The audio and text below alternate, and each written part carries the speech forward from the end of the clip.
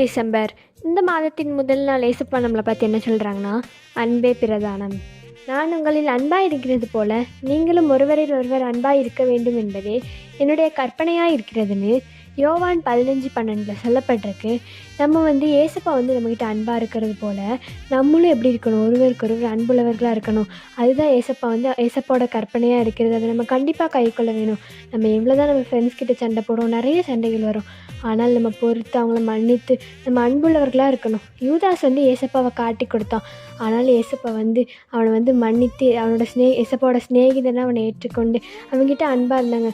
நம்மளும் இந்த உலகத்தில் சின்ன சின்ன விஷயத்துக்கும் சண்டை போடுறோம். அப்படி யார்கிட்டையுமே சண்டை போடக்கூடாது. நம்ம எல்லாருக்கிட்டையுமே அன்புள்ளவர்களாக இருக்க வேண்டும். தேவன் நம்மளோட பாவத்தெல்லாம் மன்னித்து நம்மக்கிட்ட எவ்வளோ அன்பாக இருக்கிறாரு, அது மாதிரி நம்ம எல்லாருக்கிட்டே அன்பாக இருக்க வேண்டும். பை ட்ரூத் ஆஃப் மெல்ஷி, ஹாவ் அ ஹாப்பி டே.